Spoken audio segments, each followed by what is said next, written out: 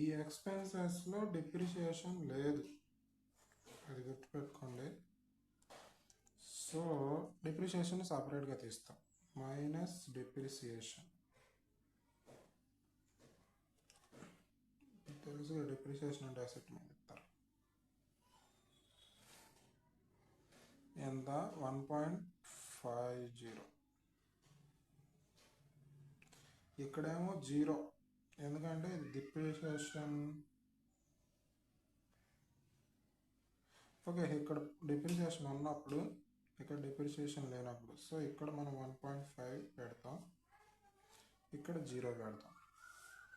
ఆ తర్వాత వస్తుంది ప్రాఫిట్ బిఫోర్ ట్యాక్స్. ప్రాఫిటే, కానీ దీని మీద ట్యాక్స్ అప్లై చేయాలి. ఎంత? సరే 26.5, 30 మైనస్ 26.5 చేస్తే 3.5 crores. ఇది 5 crores. ఇప్పుడు ఈ 3.5 crores మీద ట్యాక్స్ రేట్ అప్లై చేయి. ట్యాక్స్ ఎక్స్పెన్స్ ఎంత రేట్ అన్నాడు? ట్యాక్స్ 30%. 3.5 into 30%, 1.05. 1.05 CR కోట్లు ట్యాక్స్. ఇక్కడ 5 CR into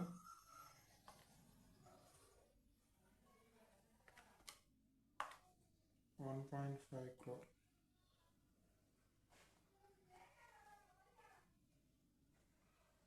సో ఇప్పుడు net profit after tax equal to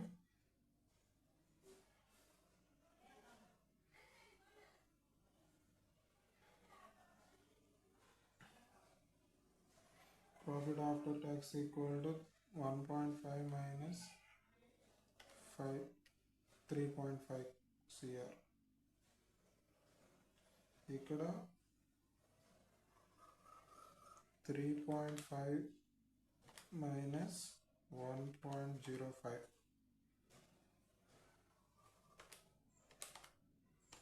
equal to 2.45. ఇప్పుడు add depreciation back equal to ఎంత అవుతుంది? బ్యాక్ చేస్తే 1.5 CR. నాన్ క్యాష్ ఎక్స్పెన్స్ కదా.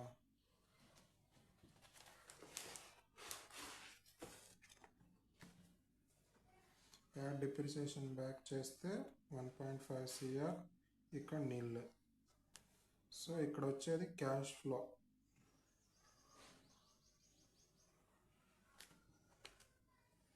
ఎంత? 2.45 ప్లస్ 1.5, 3.95 కోర్. ఇక్కడ 3.5 crore. సో ఇక్కడ మనం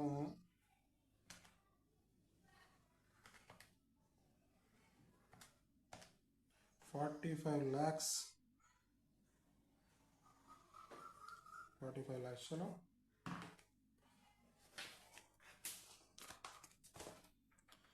$45 లక్షలు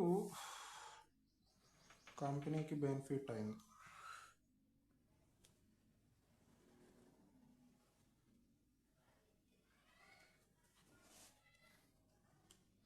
క్యాష్, ఎందుకంటే కేవలం డిప్రిసియేషన్ వల్ల ట్యాక్స్ తగ్గింది.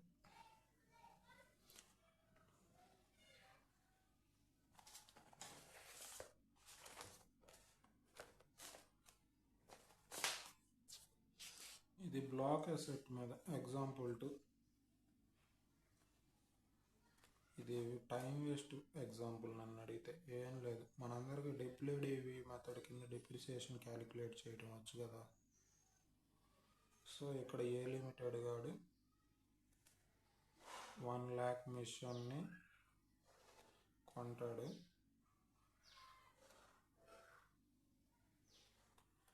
అది వచ్చేసి 20% రేట్న డిప్రిసియేషన్ అవుతుంది. WDV method for 5 years. Okay, దాని సాల్వేజ్ వాల్యూ వచ్చేసి అంటే చివర్లో అమ్మితే వచ్చే స్క్రాప్ వాల్యూ ఈక్వల్ టు 10,000. దీనికి డిప్రిసియేషన్ కనుక్కోవాలి 4 yearsకి. So depreciation for first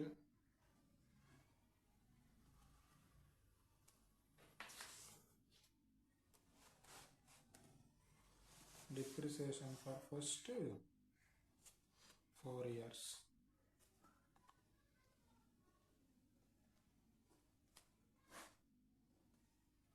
Year 1, let's say ఎంత 1 lakh మీద 20%, 20,000.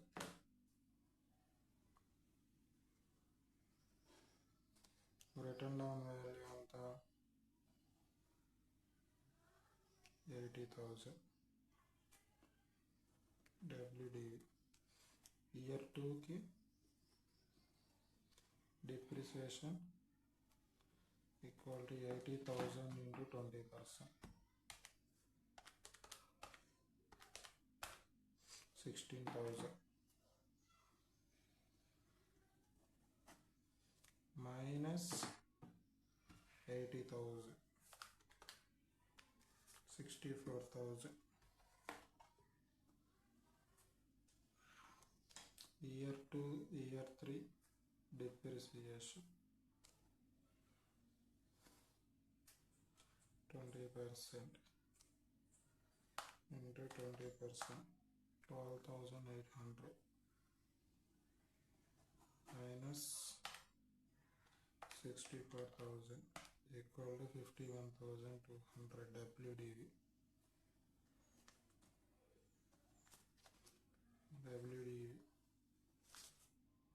ఇది ఒకసారి చూసేసి వదిలేండి, దీన్ని మీద టైం వేస్ట్ చేయకూడదు. ఇదేం లేదు.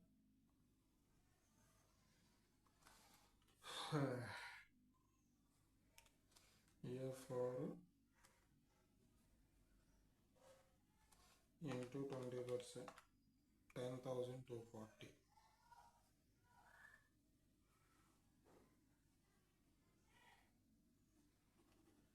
$10,240.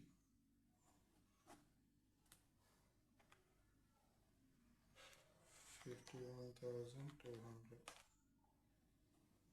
40,960.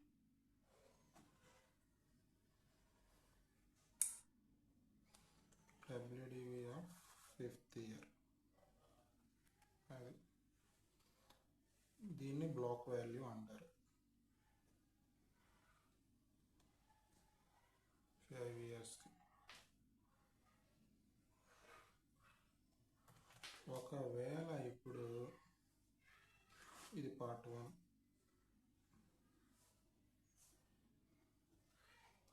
పార్ట్ 2 వచ్చేసి ఆ బ్లాక్ అసెట్స్లో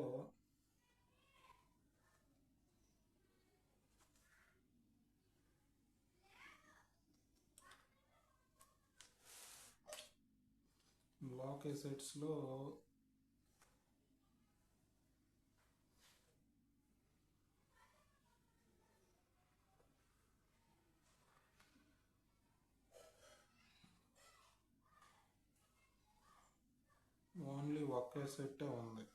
ఈ రెండుకి 5th year ఎండ్కి 5th year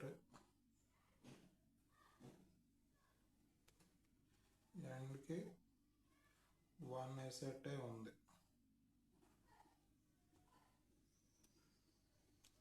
so అప్పుడు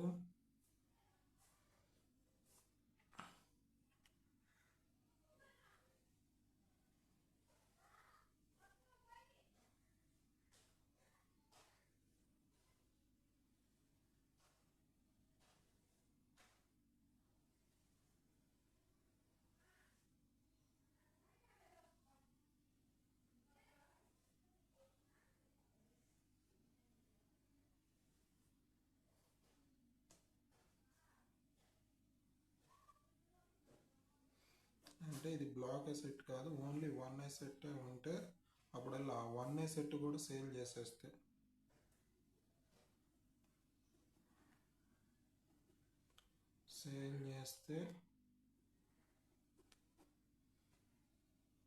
అప్పుడు ట్యాక్స్ చూద్దాం, ట్యాక్స్ క్యాలిక్యులేషన్స్ ఇవన్నీ.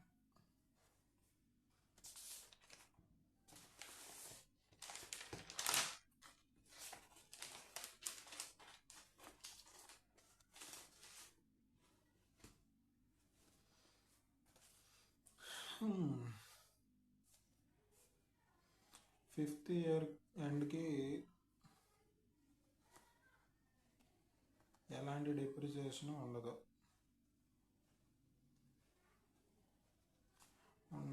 ఎందుకంటే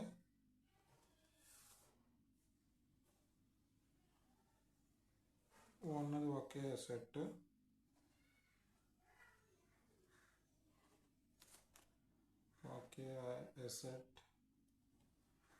అది అమ్మేసాం.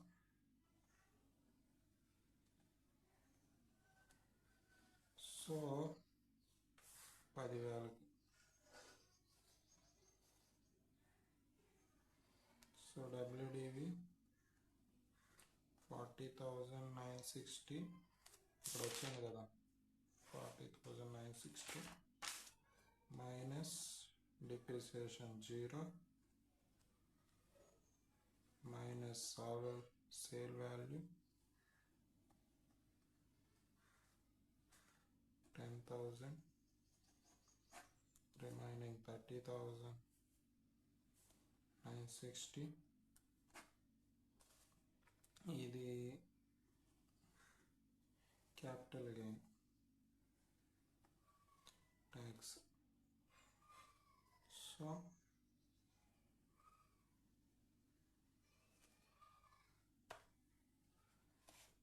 30%.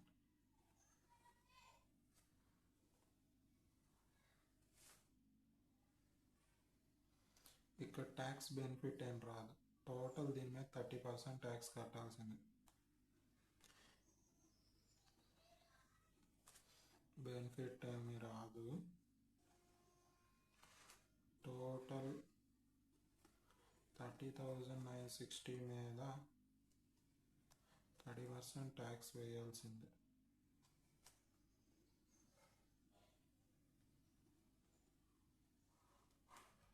సో అప్పుడు ఎంత,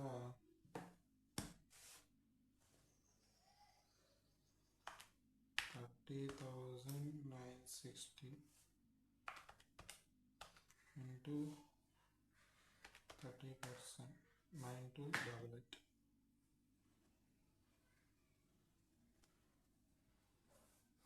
ఇంత కట్టాలి ట్యాక్స్. ఒకవేళ కేస్ 3, ఒకవేళ ఒకే ఎసెట్ కాకుండా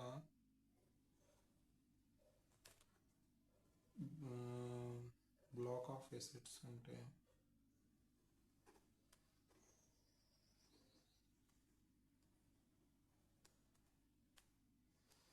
ట్యాక్స్ బెనిఫిట్ వస్తుంది. ఆ బెనిఫిట్ ఎలానో చూద్దాం.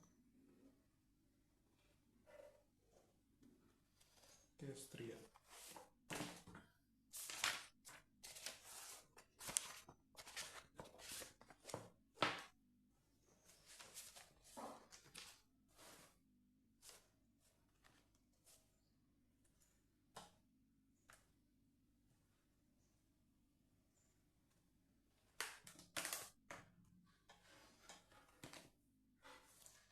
సో 10,000కి ఒక అసెట్ అన్నాడు, 3 అసెట్స్ ఉన్నాయి, 3 అసెట్స్ అనుకో. అందులో 5th ఇయర్ డబ్ల్యూడివి ఎంత బ్లాక్కి, 40,960 మైనస్ డిప్రిసియేషన్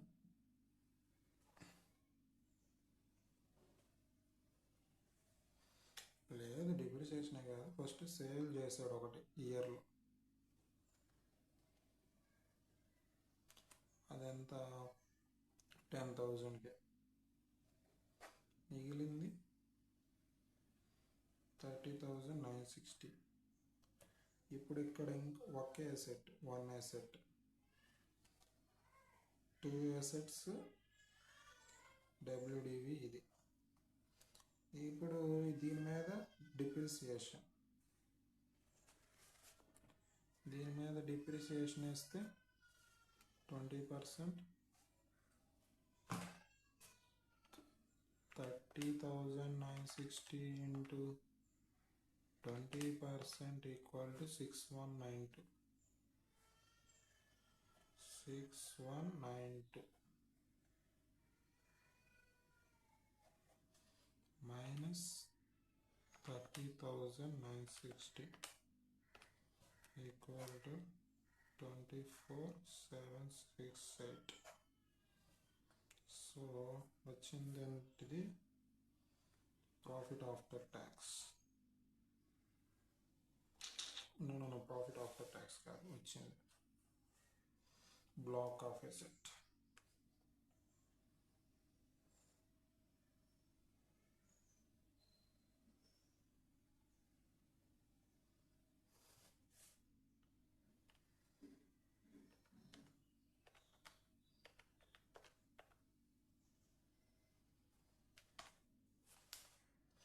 ఇక్కడ ట్యాక్స్ బెనిఫిట్ ఎంతో క్యాలిక్యులేట్ చేద్దాం. Direct short cut. Depreciation into 30% tax rate equal to 6192 into 30%, 1858 tax benefit ఇది వస్తుంది. ఇప్పుడు కేస్ 4 చూద్దాం. అదేమంటుందంటే, వీడు సేల్ వాల్యూ ఉంది కదా అసెట్ని, అది 10,000 కాదు, 50,000 అయితే కేస్ 1, కేస్ 2, కేస్ 3ల పరిస్థితి ఏంటి? Case 2 same 40,960 minus 50,000 sale. ఎలాగో ఒకే సెట్ కాబట్టి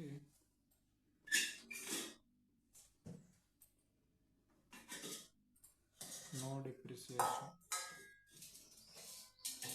సో వచ్చింది ప్రాఫిట్ అన్నమాట. 50,000 minus 40,960, 9040 profit. Tax rate apply చేయి 30%. ఇక్కడ వచ్చేసి ఒకే సెట్ 50,000కి అమ్మాడు. అక్కడ బ్లాక్ అంతా డిస్ట్రాయ్ అయిపోయింది. బ్లాక్లో డబ్ల్యూడివిఏ లేదు.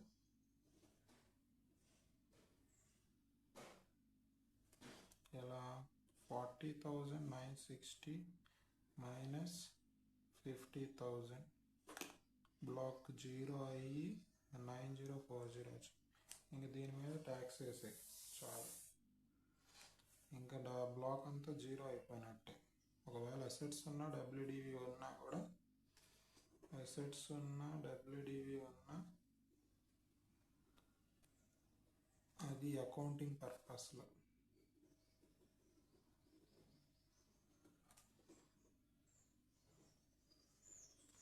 ఇన్కమ్ ట్యాక్స్ పర్పస్లో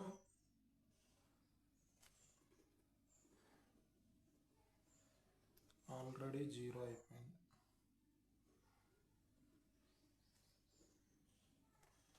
పీజీపీపీ ప్రొవిజన్స్ చదివితే బ్లాక్ అసెట్స్ అప్పుడు బాగా అర్థమైతే. ఇంకా నెక్స్ట్ ఓకే, ఎగ్జాంపుల్ 3. ఇదేంటంటే డిప్రిసియేషన్ లాగే ఎగ్జాంపుల్ 1 ఉంది కదా, ఎగరేసి పట్టుకోవడం ట్యాక్స్కి ముందు. డిప్రిసియేషన్ని ఎగరి ట్యాక్స్ రేట్ అప్లై చేయి,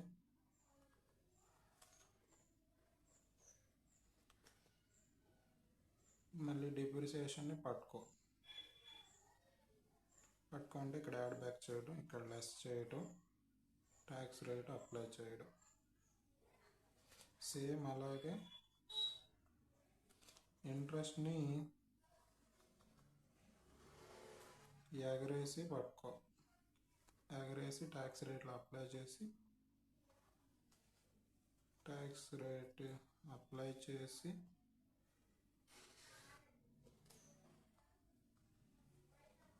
ఇంట్రెస్ట్ని క్యాచ్ పట్టుకో.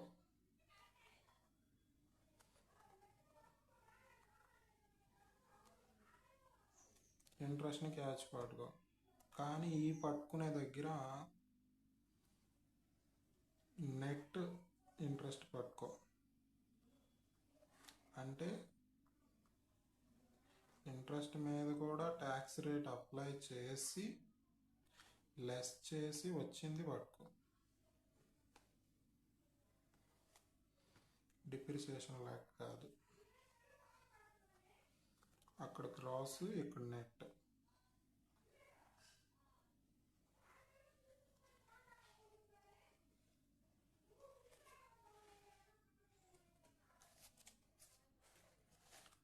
లాజిక్ ఏంటంటే సింపుల్. లాజిక్ ఏంటంటే exclusion of financial costs principle. Financial costs ని అంటే nothing but KO, cost of capital. డెప్ట్ మీద ఇంట్రెస్ట్,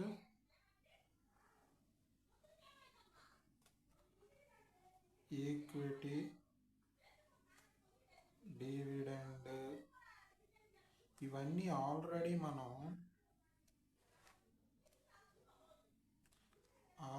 కన్సిడర్ చేస్తాం. వీటిని ఆల్రెడీ మనం కన్సిడర్ చేస్తాం.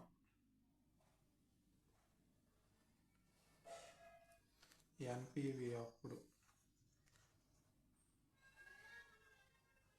డిస్కౌంటింగ్ రేట్ ద్వారా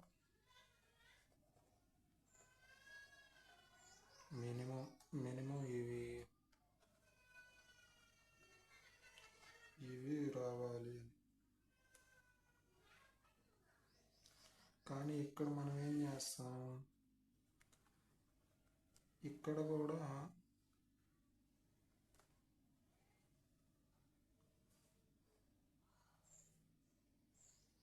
ఇంట్రెస్ట్కి సపరేట్ ట్రీట్మెంట్ ఇవ్వాలి.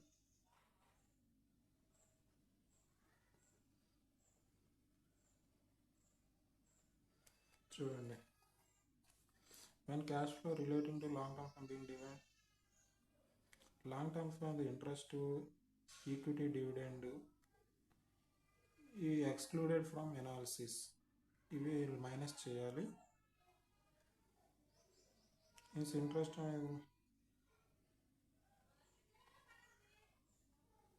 ఎందుకంటే 2 times, twice counted to be twice. ఇక్కడ కూడా కన్సిడర్ చేస్తే ఏమవుతుంది,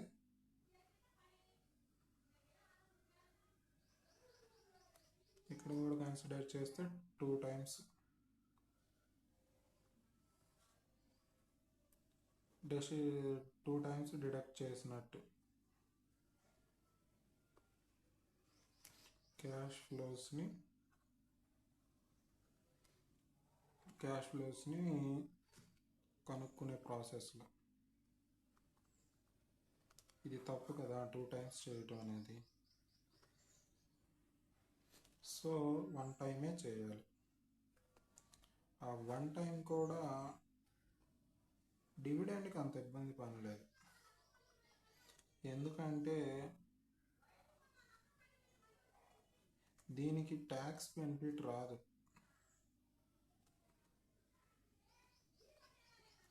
ఇది ప్రాఫిట్ ఆఫ్టర్ ట్యాక్స్ మీద ఫిక్స్ చేస్తారు పర్సంటేజ్ బోర్డ్ ఆఫ్ డైరెక్టర్స్. కానీ ఇంట్రెస్ట్ విషయంలో జాగ్రత్తగా ఉండాలి.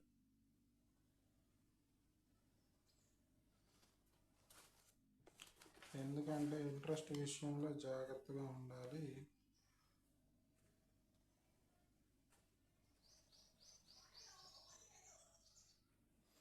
ఎందుకంటే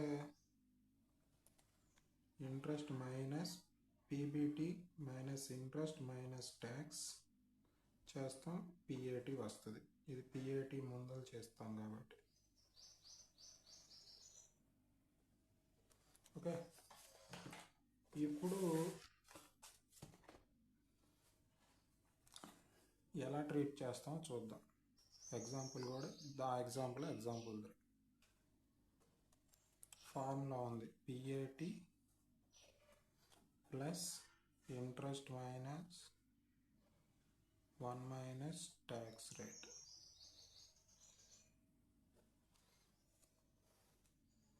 ఈ పిఏటి కనుక్కునేటప్పుడు తెలిసింది, ఆటోమేటిక్గా మైనస్ చేస్తాం ఇంట్రెస్ట్. కానీ దీన్ని ఇంట్రెస్ట్ యాడ్ బ్యాక్ చేసేటప్పుడు దీన్ని యాడ్ చేయాలి.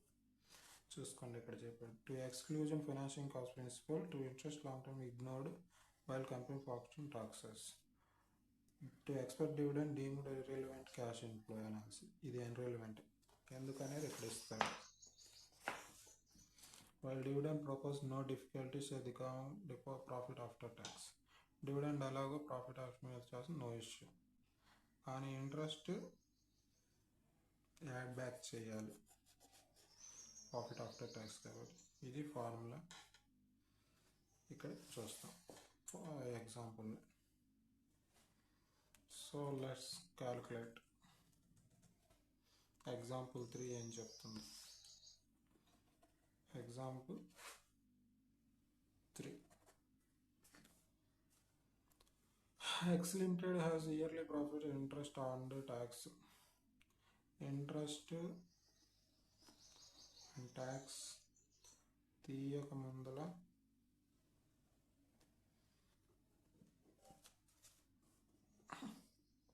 ప్రాఫిట్స్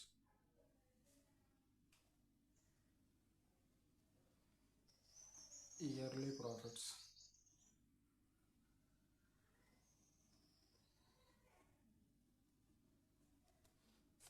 ఇంకా year 1, year 2, year 3, year 4.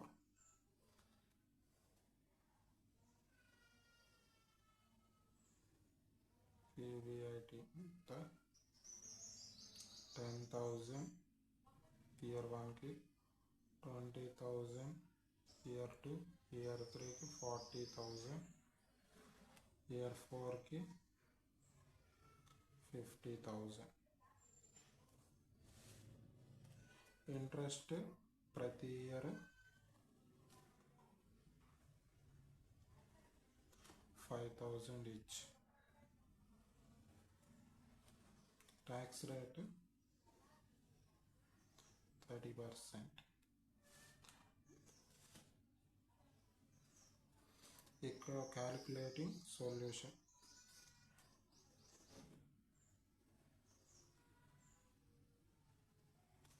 Calculating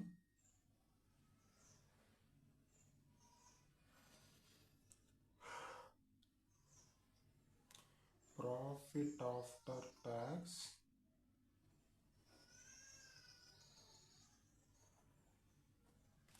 excluding financing cost.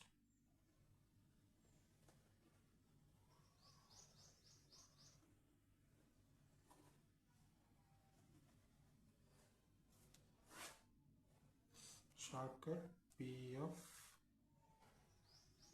PAT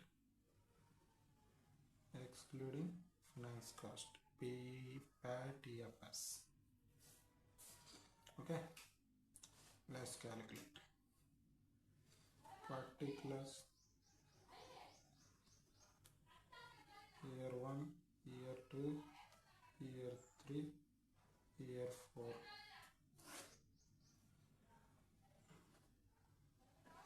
PBIT equal to 10,000, 20K, 30K, 40. ఇది 40K, 50K. ఓకే, ఇప్పుడు దీనికి ఇంట్రెస్ట్ లెస్ చేస్తాం.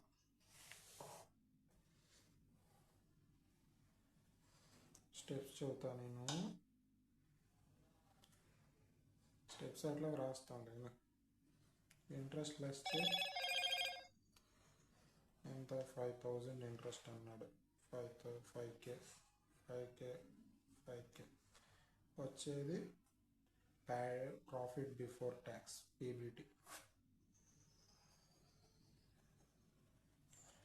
ఇక్కడ 5 పోతే 5K వస్తుంది, ఇక్కడ 5 పోతే 15K వస్తుంది, ఇక్కడ 5 పోతే 35K వస్తుంది, ఇక్కడ 5 పోతే 45K వస్తుంది. ఇప్పుడు ట్యాక్స్ రేట్ అప్లై చేయి, 30%.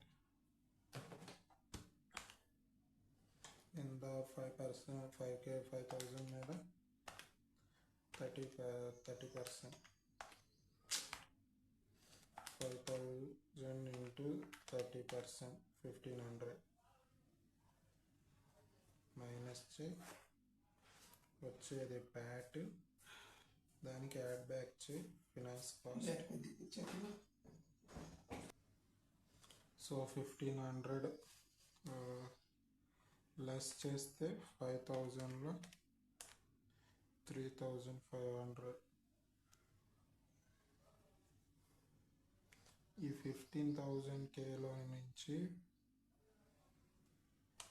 15,000 ఇంటూ 30%, 4,500.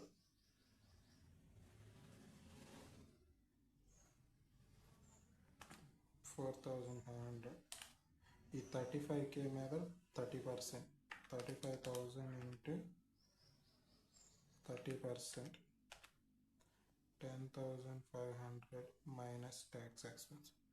45,000 మీద ఇయర్ 4కి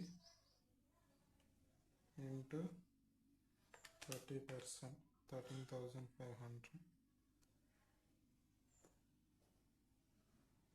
minus 45,000 equal to 31,500.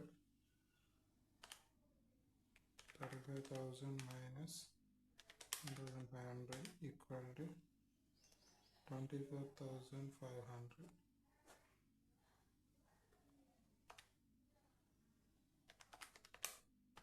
Minus 4,500, 10,500.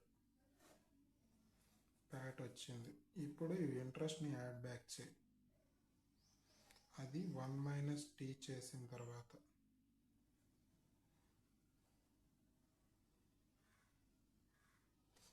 Interest add back ఎంత, ఇంట్రెస్ట్ యాడ్ బ్యాక్ అంటే 5,000 చేయాలి, కానీ అది రాంగ్. 5,000 నెట్. ఇక్కడ వచ్చేదే మన ప్యాట్ ఈఎఫ్ఎస్. ఇక్కడ అట్లా 5,000 ఇంటూ 1 మైనస్ టీ అంటే ట్యాక్స్ ఎక్స్పెన్స్ 30%, 1,500 మైనస్ 5,000, 3,500. దీన్ని డైరెక్ట్గా కూడా 5,000 ఇంటూ ట్యాక్స్ రేట్ అంతా 30%, సో 70% కొడితే 3,500 వస్తుంది లెస్. సో యాడ్ బ్యాక్ కదా, యాడ్ బ్యాక్ చేస్తే 3,500 ప్లస్ 3,500 ఈక్వల్ టు 7,000. ఈ మిగిలిన 10,500కి ఇది 3,500 ఇది కామన్. ఇక్కడ 5K ఇది కామన్ కాబట్టి ఇది కూడా 5K common. Add 5K, 3,500, 3,500. So 10,000 10,500 plus 3,500 equal to 14,000.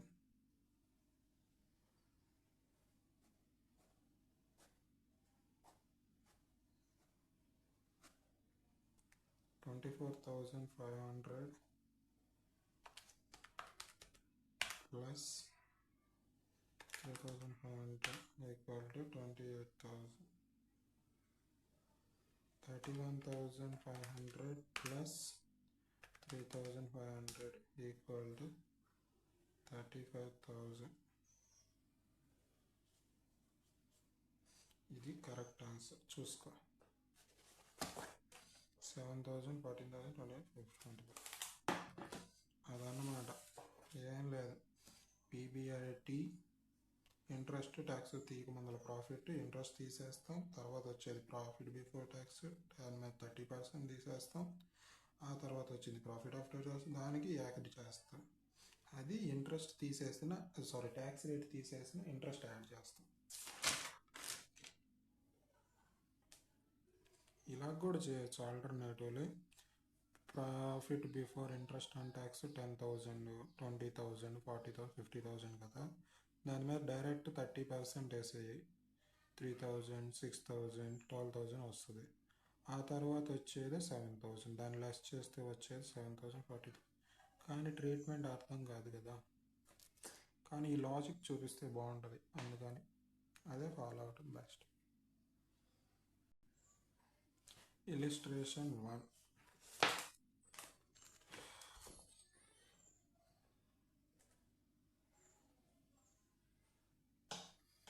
ABC limited గాడు సేమ్ అంతే, ఫస్ట్ ఎగ్జాంపుల్ లాంటిది. Depreciation effect tax yield. ABC limited plan to buy machine 1 lakh. 1 lakh పెట్టి మిషన్ కొందాం అనుకుంటున్నాడు. Expected life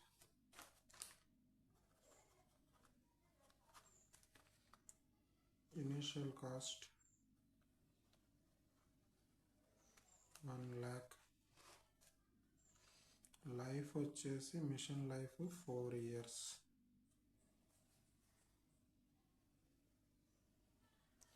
earning before tax ఇవి depreciation. Earning before taxes and depreciation yearly.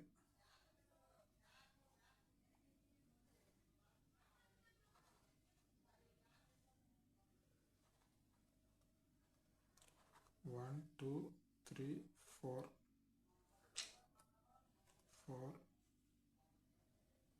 Two, three. Okay. And the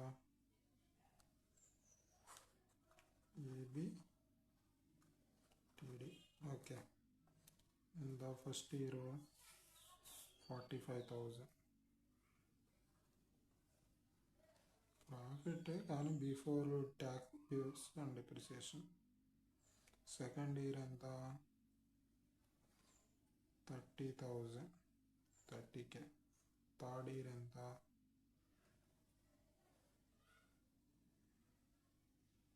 35K.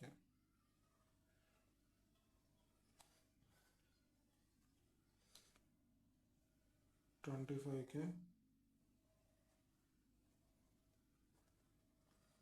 ఇది వచ్చేసి 35K. Okay.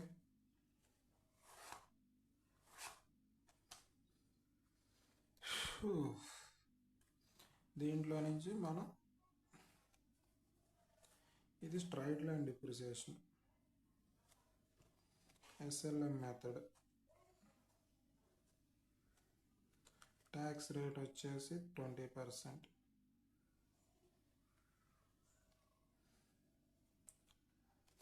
మనం relevant cash flows కనుక్కోవాలి.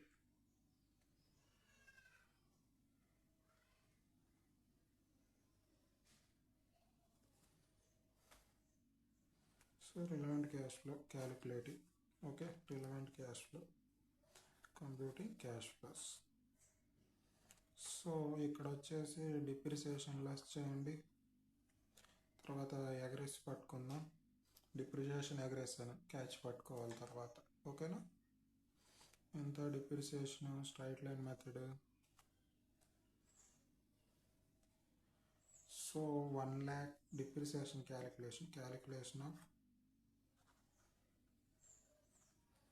depreciation SLM equal to 1 lakh salvage value ఏం ఇవ్వలేదు కదా, -0 salvage value divided by 4 years equal to 25,000 divided by 4 years 25,000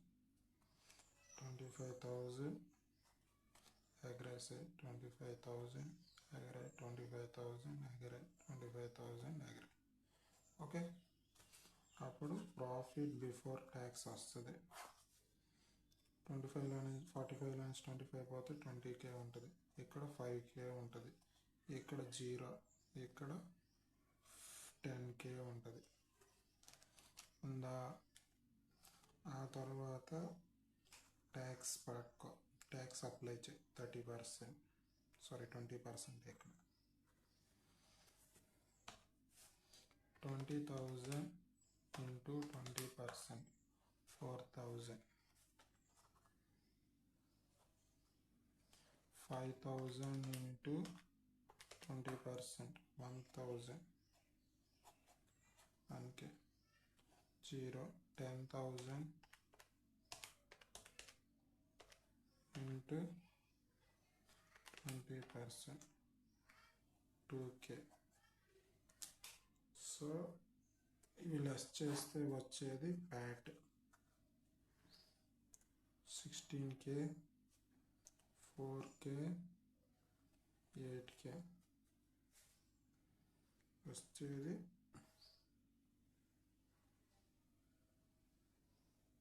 Pat వచ్చింది. Pat వచ్చిన తర్వాత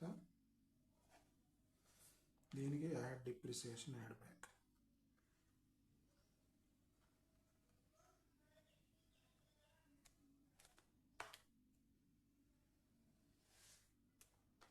$25K 25K 25K 25K. Okay, అవి వచ్చేది cash flows.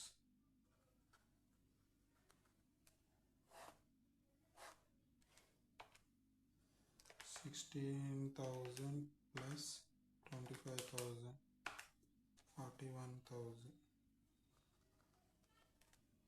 25 plus 4 29K 25K 25,000 plus 8,000 33K. Okay, చూసుకో answer match అయింది లేదు. Yes, net cash flows 41K 29K 25K 33K. Perfect. Yes.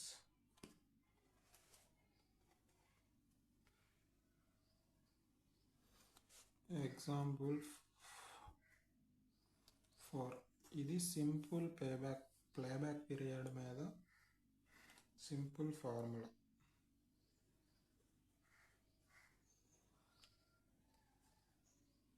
Simple problem on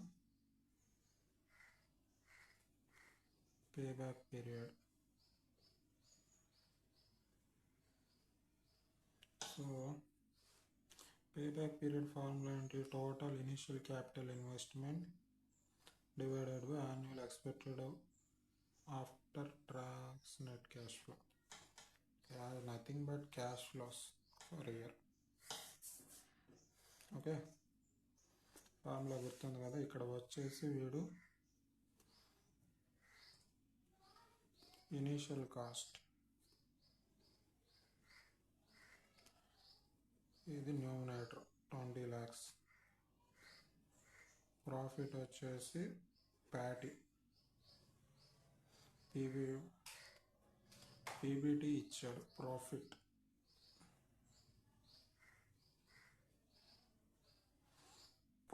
after పీబీటీనే, profit after profit 3 lakhs after depreciation but before tax. So ఇది PBT ఎంత 3 lakhs. దీని మీద tax rate ఎంత 50%. So 1.5 lakh minus చేస్తే PAT వస్తుంది. PAT equal to 1.5 lakhs. దీనికి add back చేస్తే డిప్రిసియేషన్ ఎంత depreciation 3 lakh 4.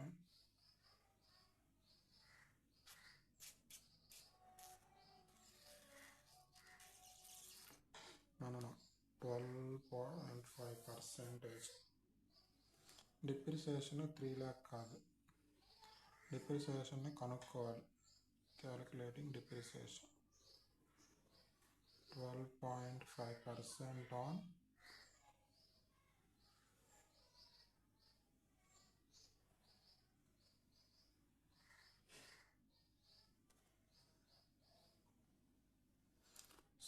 2 lakhs 20 lakhs into 12.5% every year.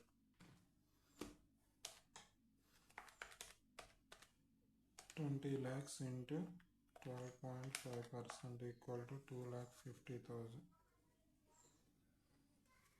ये 2.5 lakhs యాడ్ బ్యాక్ చేయి, ఆ వస్తుంది plus 1,50,000 equal to 4 lakhs. 4 lakhs వచ్చిందా? 4 lakhs. ఇదే క్యాష్ ఫ్లో. ఇదే వాడు కనుక్కోమంది, కానీ వాడు కనుక్కోమైంది ఏంటి? Payback period. Payback period formula ఏంటి? Initial investment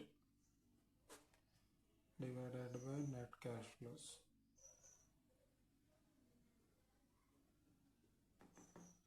so initial investment 20 lakhs divided by 4 lakhs equal to 5 years.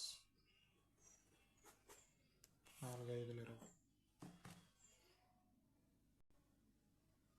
ఈ ఎగ్జాంపుల్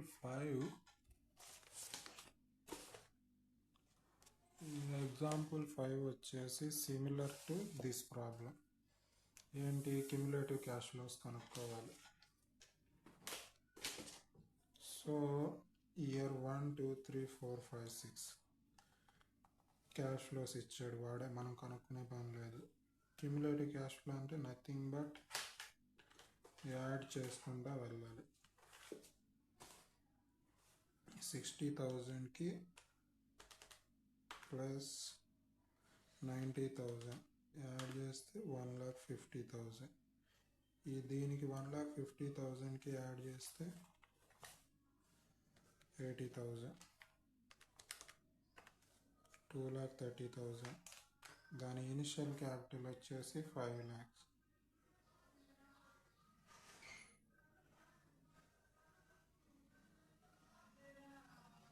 ఇదిగో 5 lakh initial investment.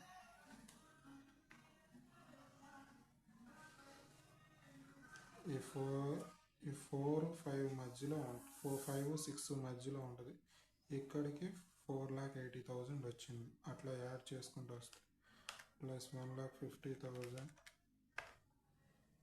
3,80,000 plus 1 lakh 4,80,000. మనకు కావాల్సింది 5 lakhs, కానీ నెక్స్ట్ 6th ఇయర్లో 6,60,000 వచ్చింది. సో మనకు కావాల్సిన పేబ్యాక్ పీరియడ్ ఇక్కడే ఎక్కడో ఉంటుంది, అది చూద్దాం.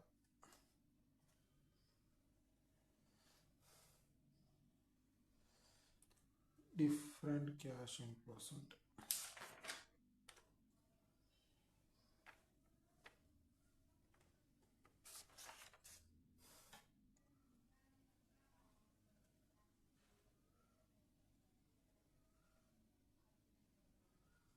చలో, ఈ 4 lakh payback period 5 years plus 20,000 divided by 1,80,000.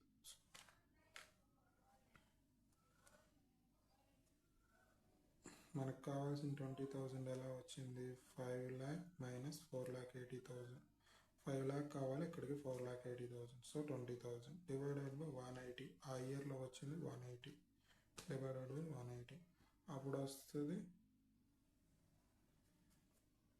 So 5 years. So 5 years వచ్చేసి equal to 5 years 5.11. 20,000 divided by 1.11. So 5.11 years ఇలానే కనుక్కోవచ్చు క్రాస్ మల్టిప్లికేషన్. అయిపోయింది. Example 5. Payback reciprocals. Payback reciprocal formula ఏంటి? Average annual cash inflow divided by initial investment. Annual cash inflows divided by initial investment. Initial investment వచ్చేసి 5 lakh, 8 lakh project ఏకి project బికి. Annual cash inflows 1 lakh, 2 lakh.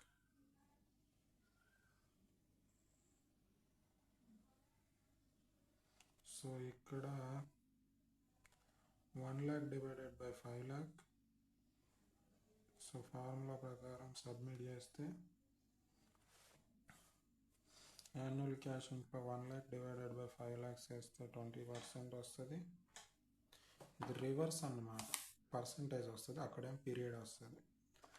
1 lakh divided by 5 lakhs equal to 20%. అలాగే 2 lakhs cash flow divided by 8 lakhs 25%. Okay. Payback reciprocals ఇదేం చెప్తుందంటే initial పెట్టుబడి పెడతాం కదా, అది ఎంత మొత్తం పర్సంటేజ్లో రికవర్ అవుతుంది ఇయర్ ఆన్ ఇయర్. 25% బెస్ట్ ఎక్కువ వస్తుంది. Payback reciprocal is calculated only in case of uniform cash inflows.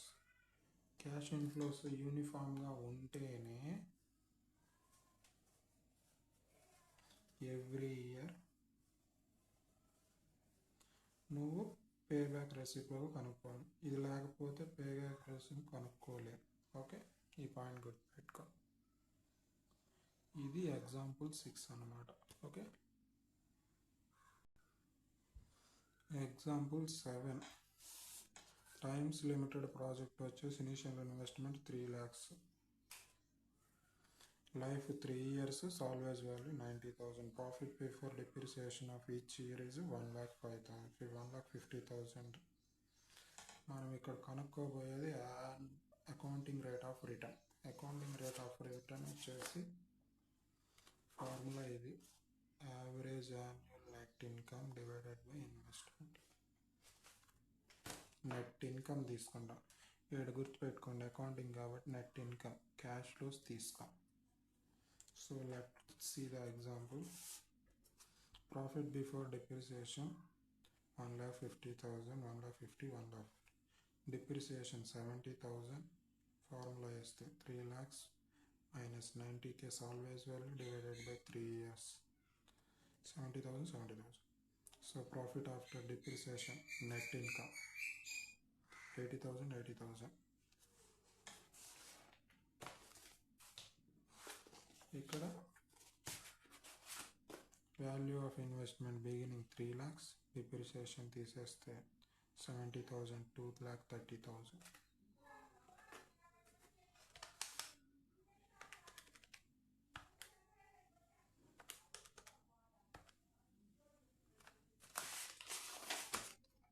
ఈ 2,30,000 మైనస్ 70,000 తీసేస్తే 1,60,000. Beginning of the year 1, end of the year WD ఇట్లా అన్నమాట. 90,000.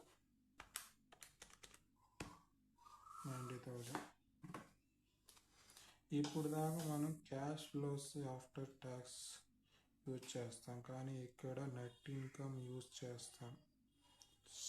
సో క్యాష్ ఫ్లో కాదు, అకౌంటింగ్ రేట్ ఆఫ్ రిటర్న్లో net ఇన్కమే చేస్తాం Pat బేసిస్లో. ఇక్కడ నెట్ ఇన్కమ్ క్యాలిక్యులేట్ చేసేటప్పుడు డిప్రిసియేషన్ యాడ్ బ్యాక్ చేయము.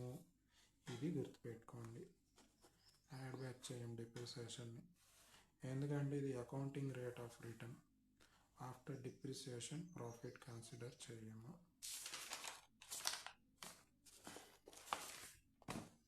Version 1 ARR on annual basis. Version 2 ARR on total investment. ARR on 2 versions ఉంది, 3 versions ఉండాలి. Average investment basis.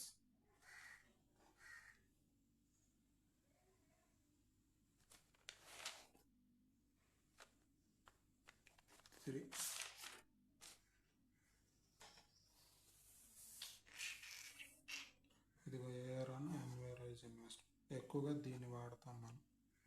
So annual rate of return equal to profit after depreciation divided by annual investment. ఇక్కడ tax అనే మాట రాదు, net income తీసుకుంటాం. Okay, depreciation గోల లేకపోతే tax sealed ఇవన్నీ ఇంకెక్కడే ఉండవు. So value of investment at the beginning of the every initial investment, every year initial తీసుకుంటాం. So first year profit after tax వచ్చేసి 80,000, డిప్రిసియేషన్ వచ్చేసి 80,000 correct, divided by 3 lakhs beginning of the. So వేస్తే ఎంత వస్తుంది?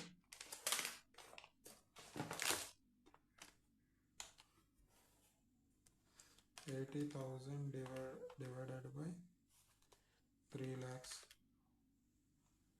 equal to 26.67% into 100.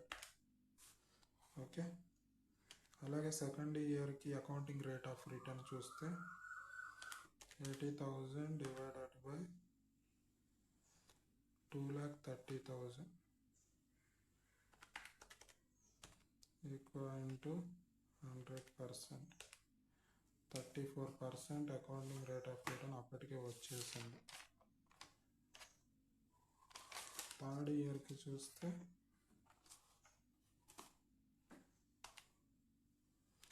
80,000 divided by 1,60,000, 50% వచ్చేసింది.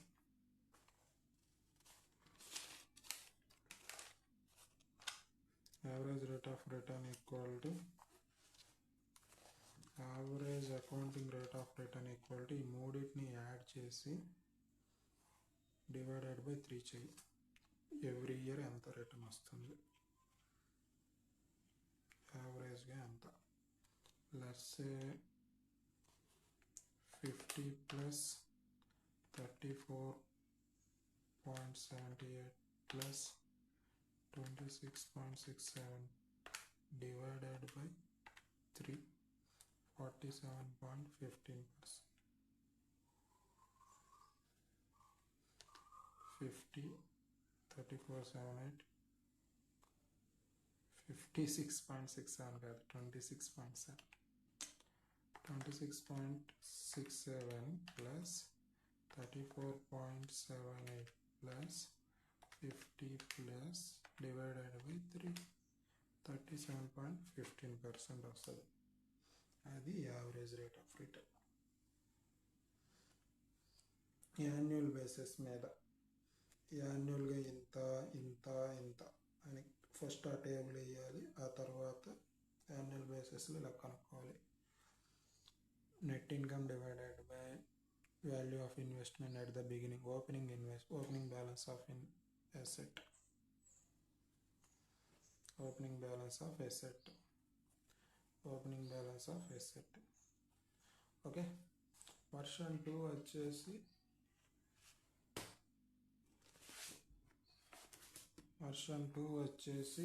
ARR on total investment basis. Average annual profit divided by initial investment. ఇదేమో first year, profit, net income, second year net income, third year net income divided by 3 divided by initial investment. ఇంకెందాకట్లాగా ఇది total investment bases అన్నమాట. 3 lakhs divided same total investment year by year తీసాం కదా, ఇక్కడ total invest. ఇవన్నీ పనికి మాలినవి అసలు. సర్లే చేయక తప్పదు పాస్ అవ్వాలంటే. 8,000 80,000 plus 50,000 plus divided by 2,40,000 divided by 3 average తీసుకో. ఇది 80,000 వస్తుంది. డివైడెడ్ బై 3 lakhs తీసుకో 26.67 ఇదే వస్తుంది. ఇది ARR based on total investment. Exam అప్పుడు గుర్తుపెట్టుకో చాలు. Question 3 ARR on average investment basis. If method to solve ARR is not mentioned in question, then follow version 3. పై రెండు స్పెసిఫిక్గా క్వశ్చన్లు అడగలేదనుకో, టోటల్ ఇన్వెస్ట్మెంట్ యాన్యువల్ బేసిస్, డైరెక్ట్గా ఏడుకు వచ్చేసాయి. ARR ఫైండ్ చేయమంటే యావరేజ్ ఇన్వెస్ట్మెంట్ మీద. యావరేజ్ ఇన్వెస్ట్మెంట్ ఏంది? 1/2 divided by value of investment at beginning plus value of investment at end.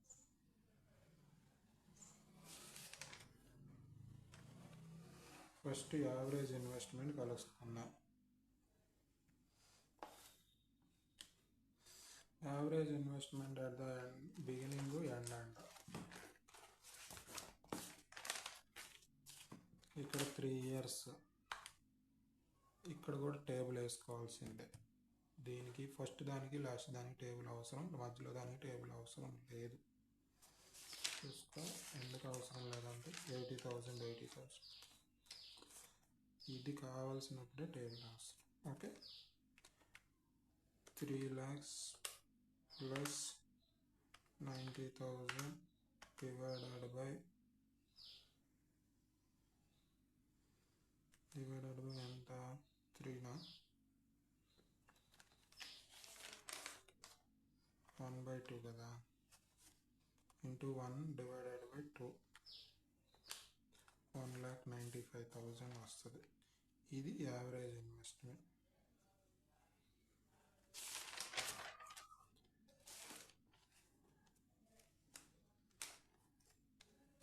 ఈ యావరేజ్ ఇన్వెస్ట్మెంట్ని ఇంకొక రకంగా కూడా ఫైండ్ చేయొచ్చు. ఇది ఫార్ములా. ఇప్పుడు ARRని ఎలా కనుక్కుందాం చూద్దాం. Average annual profit divided by average investment. Same ఇది మెథడ్ కేస్ 2లో పైది. ఇదేమో ఇప్పుడు కనుక్కున్నాం 1,95,000. అక్కడ ఏంటంటే 3 lakhs తీసుకున్నాడు కదా, అట్ట కాదు. యావరేజ్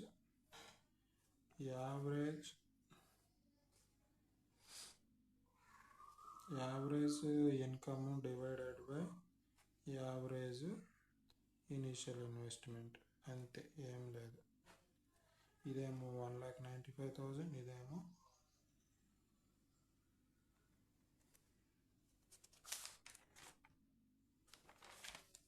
80,000 వస్తుంది ఆటోమేటిక్గా.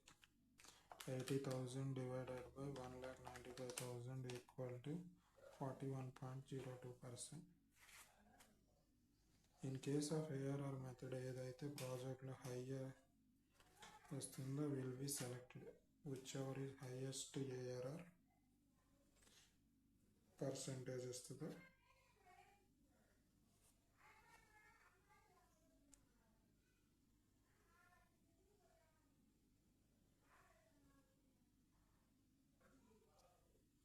ఇది ఎగ్జాంపుల్ 7.